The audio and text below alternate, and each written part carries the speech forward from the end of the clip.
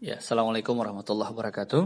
Para pendengar sekalian, selanjutnya kita akan melanjutkan kembali Book on Air, Sirah Nabawiyah kita yang ditulis oleh Syekh Safiur Rahman Al-Mubarakfuri. Kalau kemarin kita sudah membahas di awal terkait dakwah secara terang-terangan dari pertama kali menempatkan dakwah, menyerbu kerabat terdekat ya, kemudian sampai terakhir kemarin terkait dengan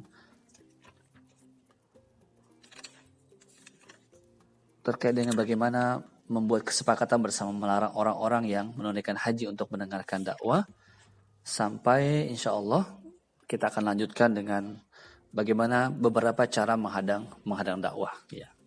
Selamat mendengarkan. Para pendengar sekalian, selanjutnya beberapa cara untuk menghadang dakwah Rasulullah SAW. Tatkala orang-orang Quraisy tahu bahwa Muhammad sama sekali tidak menghentikan dakwahnya, maka mereka memeras pikirannya sekali lagi. Untuk itu mereka memiliki beberapa cara untuk membenamkan dakwah ini, yang bisa disimpulkan dalam beberapa hal berikut ini. Pertama, ejekan, penghinaan, olok-olok, dan penertawaan.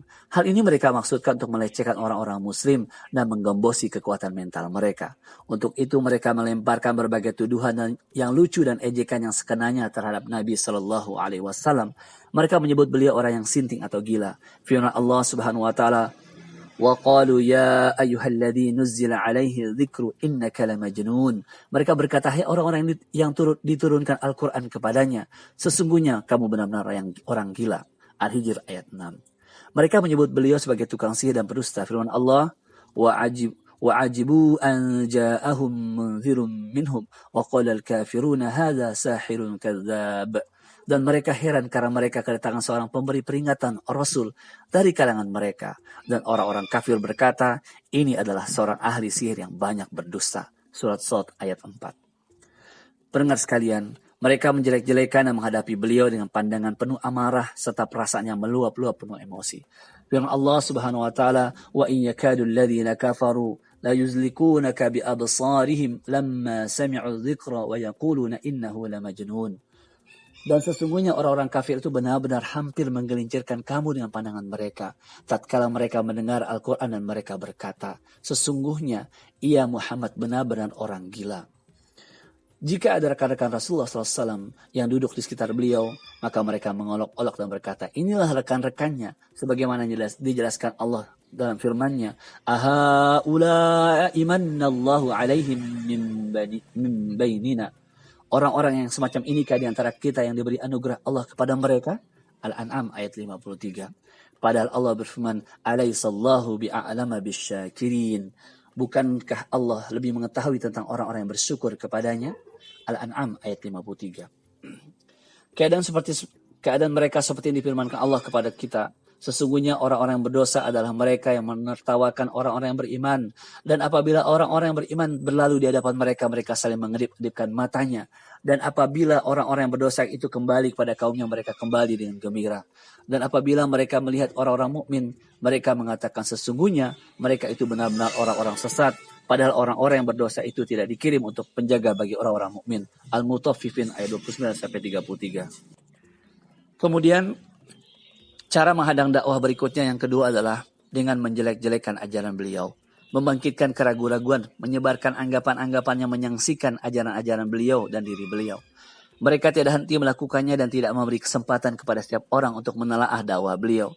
Mereka berkata tentang Al-Quran, dongengan-dongengan orang-orang dahulu dimintanya supaya dituliskan, maka dibacakanlah dongengan itu kepadanya setiap pagi dan petang.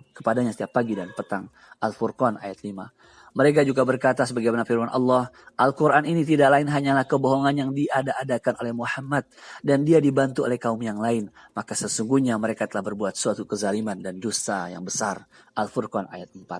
Mereka berkata tentang diri Rasulullah SAW, mengapa Rasul ini memakan makanan dan berjalan di pasar-pasar? Al-Furqan ayat 7. Di dalam Al-Quran banyak terdapat contoh penentangan mereka terhadap beliau. Kemudian yang ketiga, cara menghadang dakwah Rasulullah SAW adalah melawan Al-Quran dengan dongeng orang-orang dahulu dan menyibukkan manusia dengan dongengan-dongengan itu agar mereka meninggalkan Al-Quran. Mereka menyebutkan bahwa suatu kali An-Nadar bin Al-Harits berkata kepada orang-orang Quraisy, wahai semua orang Quraisy, demi Allah, telah datang satu urusan yang kalian belum juga bisa mencari alasan untuk menghadapinya.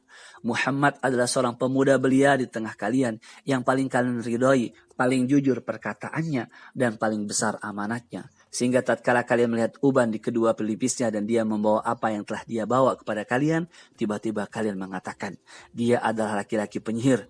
Tidak, demi Allah dia bukanlah laki-laki penyihir.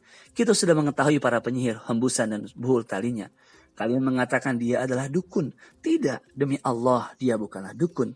Kita sudah pernah melihat dukun-dukun yang komat kamit dan membacakan mantra.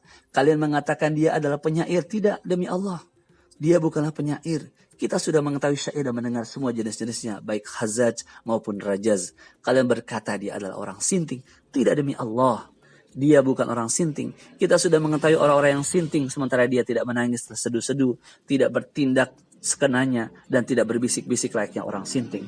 Wahai semua orang Quraisy, lihatlah lagi kedudukan kalian. Demi Allah, kini ada urusan besar yang datang kepada kalian. Kemudian An-Nadir pergi ke Hirah. Di sana dia mempelajari kisah para raja Persia, perkataan Rustum dan Aspandiar. Jika Rasulullah SAW mengatakan sesuatu pertemuan untuk mengingatkan kepada Allah dan menyampaikan peringatan tentang siksanya, maka An-Nadir menguntit di belakang beliau, lalu berkata, demi Allah, penuturan Muhammad tidak sebagus apa yang kututurkan. Lalu dia berkisah tentang raja-raja Persia, Rustum dan Aspandiar. Setelah itu, dia berkata, dengan modal apa penuturan Muhammad bisa lebih baik pada penuturanku?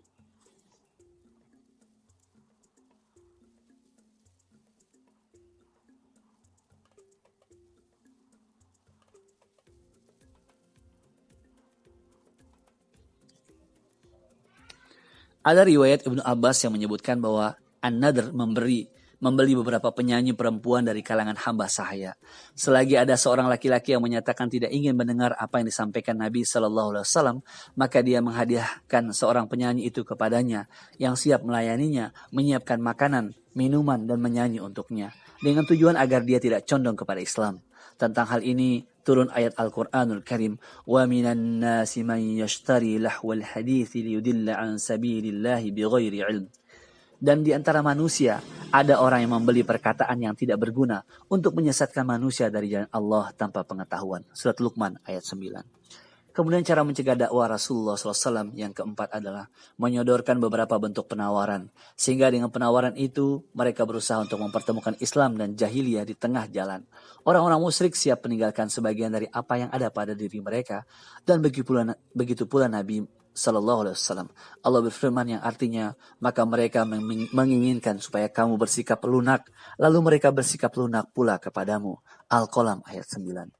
Ada riwayat Ibnu Jarir dan At-Tabarani yang menyebutkan bahwa orang-orang musyrik menawarkan kepada Rasulullah Sallallahu Alaihi Wasallam agar beliau menyembah sesembahan mereka selama setahun dan mereka menyembah Rabb beliau selama setahun kemudian.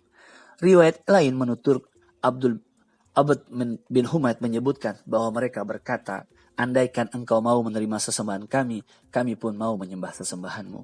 Ibnu Ishaq meriwayatkan dengan sanadnya, dia berkata, selagi Rasulullah SAW sedang tawaf di Ka'bah, beliau berpapasan dengan Al-Aswad bin Al-Muttalib bin Asad bin Abdul Uzza, Al-Walid bin Al-Mughirah bin Khalab, dan Al-As bin Wa'il As-Sahmi, yang mereka ini adalah para tetua kaumnya. Mereka berkata, wahai Muhammad, kesinilah, kami mau menyembah apa yang engkau sembah, dan engkau juga harus menyembah apa yang kami sembah, sehingga kita bisa saling bersekutu dalam masalah ini. Jika apa yang engkau sembah ternyata lebih baik daripada yang kami sembah, maka kami boleh melepas apa yang seharusnya menjadi bagian kami. Dan jika apa yang kami sembah ternyata lebih baik dari apa yang engkau sembah, maka engkau harus melepas bagianmu. Lalu Allah menurunkan surat Al-Kafirun. Allah telah menetapkan penawaran mereka yang menggelikan itu dengan rincian yang pasti seperti ini. Boleh jadi ada perbedaan riwayat mengenai masalah ini, karena memang mereka menyodorkan penawaran tidak hanya sekali saja. Selanjutnya, para pendengar sekalian rahimakumullah, adalah berbagai macam tekanan. Orang-orang musyrik menerapkan cara-cara yang disebutkan di atas sedikit demi sedikit untuk menghentikan dakwah setelah disebarkan secara terang-terangan sejak permulaan tahun keempat dari nubuwah. Mereka bertahan dengan cara-cara tersebut selama beberapa bulan setelah itu. Tidak berani beralih ke cara penekanan dan penyiksaan. Tetapi tatkala mereka tahu bahwa cara ini sama sekali tidak efektif dalam menghentikan dakwah Islam, maka mereka berkumpul lagi dan bahkan membentuk sebuah panitia khusus yang beranggotakan 25 orang yang terdiri dari pemuka Quraisy. dipimpin Abu Lahab paman Rasulullah Shallallahu Alaihi Wasallam. Setelah bermusyawarah dan beradu argumentasi, panitia membuat keputusan bulat untuk menghadapi Rasulullah Shallallahu Alaihi Wasallam dan para sahabat-sahabat beliau. Mereka tidak akan mengendorkan usaha dan memerangi Islam, mengganggu beliau, menyiksa orang-orang yang masuk Islam, dan menghadangnya dengan berbagai siasat dan cara. Mereka mengambil keputusan ini dan sangat antusias melaksanakannya. Tidak terlalu sulit untuk menghadapi orang-orang Muslim yang lemah, tetapi dalam menghadapi Rasulullah, beliau adalah orang-orang cerdik, pemberani, tegar, dan memiliki kepribadian yang kuat. Jiwa musuh pun bisa tunduk di hadapan beliau, terlebih lagi rekan-rekan beliau. Siapapun yang berhadapan dengan beliau pasti akan memuliakan dan hormat. Tidak ada seorang pun yang berani mengejek dan mengolok-olok beliau kecuali orang-orang yang hina dan bodoh. Terlebih lagi beliau mendapat perlindungan Abu Thalib. Sementara Abu Thalib adalah orang yang terhormat. Tak seorang pun berani melanggar perlindungan yang diberikannya. Keadaan seperti ini benar-benar menggelisahkan hati orang-orang Quraisy, membuat mereka bingung harus berbuat apa. Mereka tetap menahan kegeraman sekian lama dalam menghadapi dakwah yang bisa memusnahkan kepemimpinan mereka dalam agama jahiliyah dan keduniaan. Oleh karena itu mereka mulai melancarkan serangan terhadap Nabi Shallallahu Alaihi Wasallam yang dikomandani Abu Lahab. Sikap Abu Lahab ini sudah ditunjukkan terhadap beliau sejak hari pertama sebelum orang-orang Quraisy yang lain bertindak. Di bagian terdahulu sudah kami singgung tentang sikapnya terhadap Nabi Shallallahu Alaihi Wasallam di pertemuan Bani Hashim dan apa yang dilakukannya di Bukit Safa. Di dalam beberapa riwayat disebutkan bahwa tatkala di Safa itu Abu Lahab memungut sebuah batu dan menimpukannya kepada beliau. Sebelum itu Abu Lahab sudah menikahkan kedua anaknya Utbah dan Utaibah dengan kedua putri beliau, Ruqayyah dan Ummu Kulsum, tepatnya sebelum beliau diutus sebagai Rasul. Tetapi setelah itu dia menyuruh kedua anaknya untuk menceraikan istrinya masing-masing dengan disertai ancaman keras. Tidak ada pilihan bagi kedua anak Abu Lahab kecuali menceraikan istrinya. Setelah Abdullah, putra Rasulullah SAW yang kedua meninggal dunia, Abu Lahab merasa senang sekali. Seketika itu dia menemui rekan-rekannya dan mengatakan kepada mereka bahwa Muhammad sudah terputus dari rahmat Allah. Sebagaimana yang sudah disampaikan terdahulu bahwa Abu Lahab menguntit di belakang Rasulullah SAW pada musim haji untuk mendustakan beliau. Tariq bin Abdullah Al-Muharibi meriwayatkan bahwa tidak hanya penustaan saja yang dilakukan Abu Lahab, tetapi dia melempari beliau dengan batu hingga sempat membuat kedua tumit beliau berdarah. Istri Abu Lahab, Ummu Jamil binti Harb bin Umayyah, saudari Abu Sufyan, tidak kalah sengitnya dalam memerangi beliau daripada suaminya. Dia pernah memasang duri di jalan yang dilalui Nabi Shallallahu Alaihi Wasallam dan di depan pintu beliau pada suatu malam. Dia adalah wanita yang sok berkuasa, panjang lidah, banyak bualan, dan tipu muslihat. Suka mengobarkan api fitnah dan menyalakan bara peperangan untuk melawan Nabi. Oleh karena itu Al-Quran mensifatinya sebagai pembawa kayu bakar. Tatkala dia mendengar adanya ayat-ayat Al-Quran yang turun tentang dirinya dan suaminya, maka dia langsung mencari Rasulullah SAW yang saat itu beliau sedang duduk di masjid dekat Ka'bah bersama Abu Bakar As-Siddiq. Dia membawa segenggam batu. Selagi dia sudah berada di depan keduanya, Allah menutupi pandangannya dari Rasulullah sehingga tidak bisa melihat kecuali Abu Bakar saja. Maka dia bertanya, "Wahai Abu Bakar, mana temanmu? Kudengar dia menyindirku. Demi Allah, andai kata aku melihatnya, tentu kutimpukan batu ini ke mulutnya. Demi Allah, aku adalah seorang penyair wanita." Kemudian dia berkata melantunkan syair, "Kami mungkir sekalipun dia mencaci. Terhadap urusannya kami tidak sudi. Terhadap agamanya kami membenci." Setelah itu istri Abu Lahab membalikkan badan pulang. Sedangkan Abu Bakar bertanya kepada beliau, "Wahai Rasulullah, tidaklah engkau melihatnya dan dia melihat engkau?" Beliau menjawab, "Dia tidak melihatku karena Allah telah menutupi pandangannya sehingga tidak bisa memandangku." Abu Bakar Al-Bazar meriwayatkan kisah ini yang di dalamnya disebutkan bahwa tatkala istri Abu Lahab berada di hadapan Abu Bakar, dia berkata, "Wahai Abu Bakar, rekanmu menyindirku." "Tidak, demi penguasa bangunan Ka'bah ini, beliau tidak berkata dengan syair dan tidak pula berucap dengannya," kata Abu Bakar. "Dasar engkau orang yang suka membenarkan," kata istri Abu Lahab. Abu Lahab melakukan semua itu padahal dia adalah paman Nabi SAW dan tetangga beliau. Bahkan rumahnya berdempetan dengan rumah beliau. Begitu pula yang dilakukan oleh tetangga-tetangga beliau yang lain yang selalu mengganggu selagi beliau sedang berada di rumah. Menurut Ibnu Ishaq, orang-orang yang biasa menyakiti Rasulullah selagi di dalam rumahnya adalah Abu Lahab, Al-Hakam bin Abul As bin Umayyah, Uqbah bin Abu Mu'id, Adi bin Hamra As-Saqafi, Ibn Asda Al-Huzali, yang semuanya merupakan tetangga beliau. Tak seorang pun di antara mereka yang masuk Islam selain Al-Hakam bin Abul As. Di antara mereka ada yang melemparkan isi perut seekor domba selagi beliau sedang sholat. Di antara mereka ada pula yang meletakkannya di dalam periuk beliau, sehingga beliau perlu memasang bebatuan untuk memberi tanda pembatas agar tidak mereka langgar selagi sedang sholat. Jika beliau dilempari kotoran itu, maka beliau keluar rumah sambil memenggangi sepotong dahan. Lalu beliau berdiri di ambang pintu sambil membersihkannya, seraya bersabda, "Wahai Bani Abdi Manaf, tetangga macam apakah ini?" Kemudian beliau membuang kotoran-kotoran itu ke jalan. Terlebih lagi kebengisan Uqbah bin Abu Mu'id. Al-Bukhari meriwayatkan dari Abdullah bin Mas'ud radhiyallahu ta'ala anhu bahwa suatu kali Nabi SAW sholat di dekat Ka'bah, sedangkan Abu Jahal dan rekan-rekannya sedang duduk-duduk.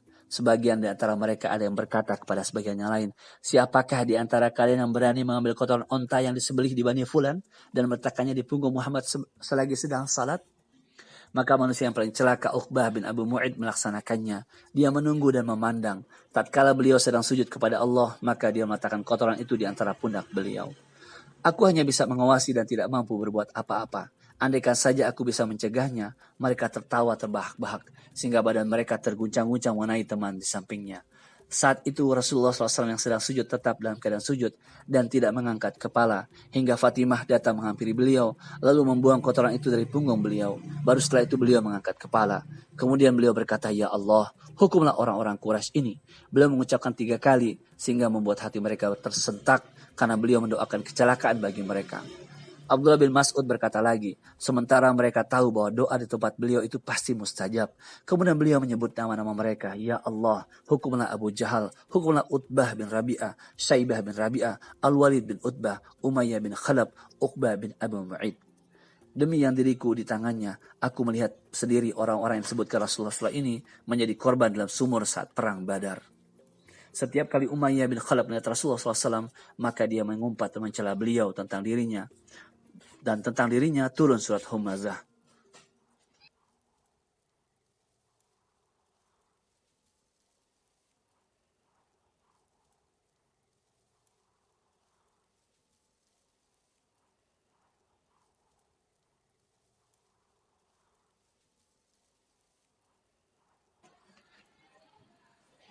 Para pendengar sekalian, setiap kali Umayyah bin Khalaf melihat Rasulullah SAW, maka dia mengumpat dan mencela beliau.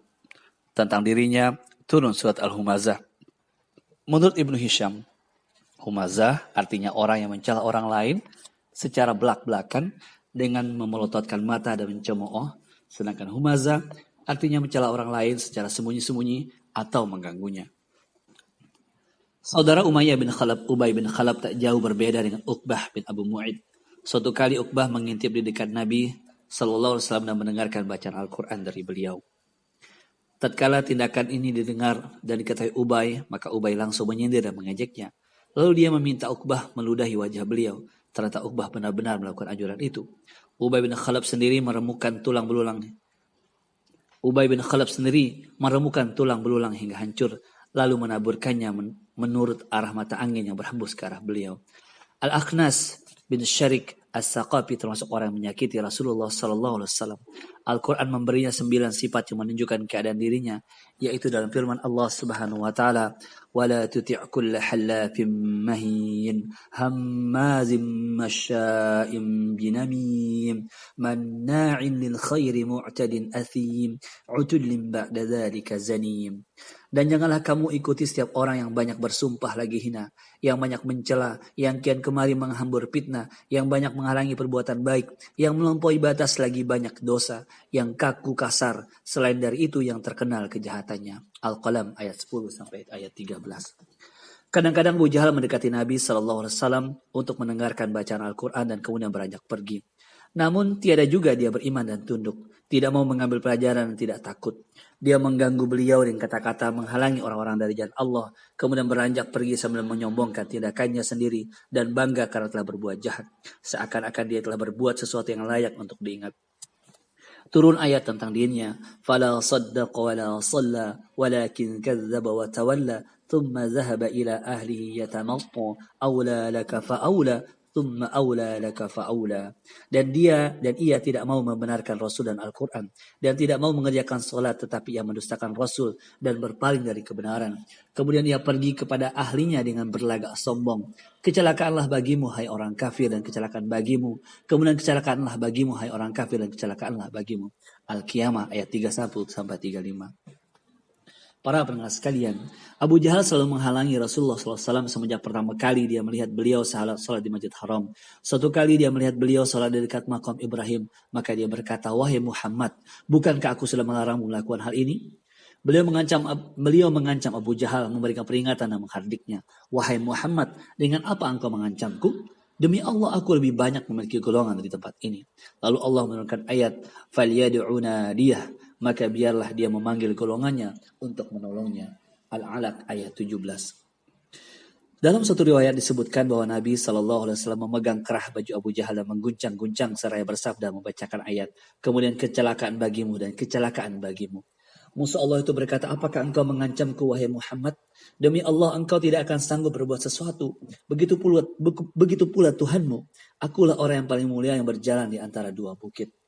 Setelah mendapat ancaman itu, ketololan dan keberingasan Abu Jahal sama sekali tidak menyusut, bahkan semakin menjadi-jadi. Muslim mentakrid dari Abu Hurairah radhiyallahu taala anhu.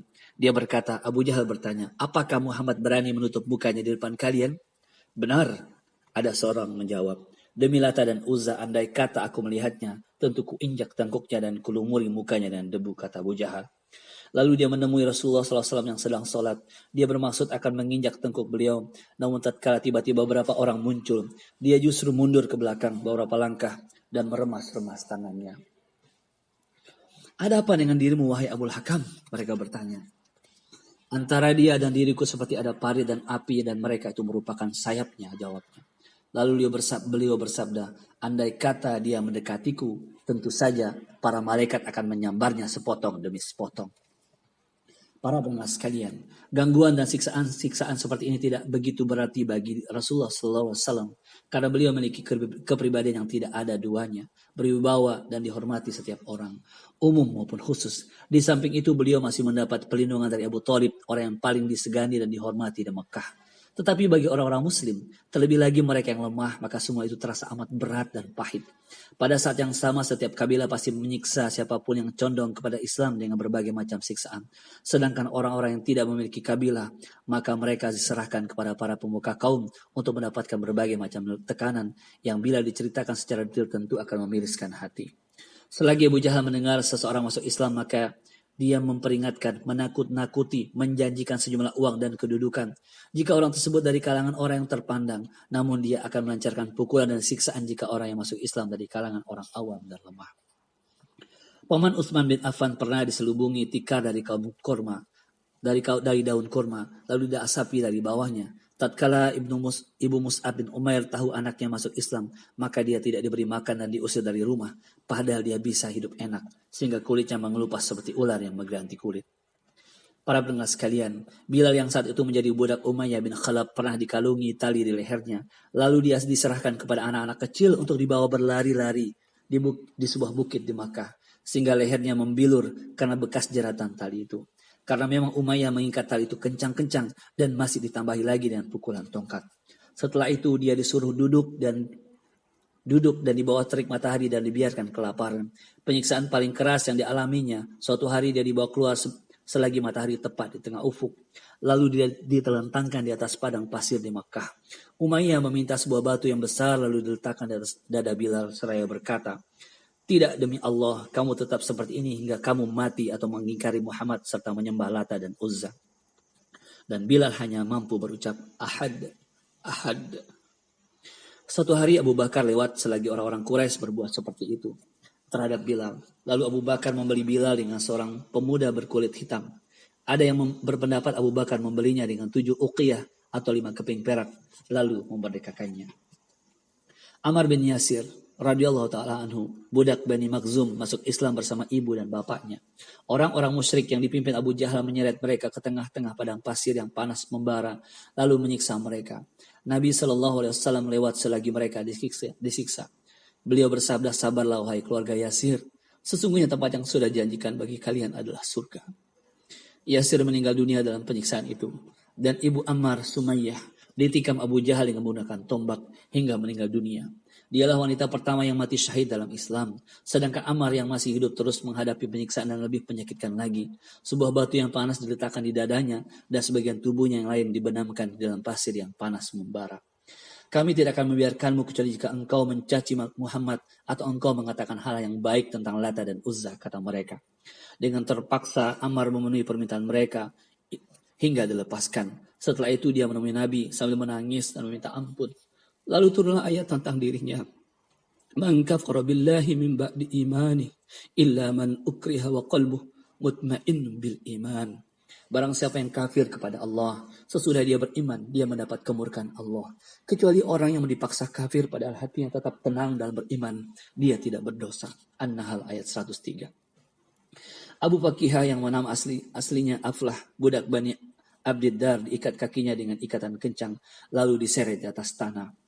Khabbab bin Al-Arad, budak milik Ummu Ammar binti Siba' Al-Khuzayyah, juga mendapat berbagai macam penyiksaan. Mereka mencengkeram rambutnya lalu menariknya dengan tarikan yang keras dan membelikan tali di lehernya dan melentangkannya di tanah hingga beberapa kali di atas pasir yang menyengat. Kemudian mereka meletakkan sebuah batu di atas tubuhnya hingga dia tidak mampu berdiri lagi. Zinirah, Nahdiyah, dan kedua putrinya, serta Ummu Ubais yang semuanya hamba sahaya juga masuk Islam. Lalu orang-orang musyrik menimpakan berbagai macam siksaan seperti dialami orang-orang yang lemah lainnya. Seorang budak wanita milik Bani Mu'ammal, salah satu suku di Bani Adi, juga mendapatkan siksaan yang keras.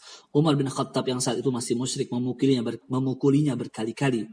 Ketika budak wanita itu badannya sempoyongan, maka Umar berkata, aku tidak akan membiarkanmu hingga terus-menerus sempoyongan. Abu Bakar membeli sebuah budak yang masuk Islam itu dan memerdekakan mereka, sebagaimana dia telah memerdekakan Bilal dan Amir bin Fuhairah. Orang-orang musyrik biasa mengikat sebagian sahabat di tempat gembalan onta dan sapi, lalu melemparkannya di atas padang pasir yang menyengat. Sebagian lain ada yang dikenakan pakaian besi, lalu menelentangkannya di atas pasir yang panas. Daftar orang-orang yang disiksa karena masuk Islam masih banyak dan panjang serta mengerikan. Siapapun yang diketahui masuk Islam pasti akan mendapatkan penyiksaannya.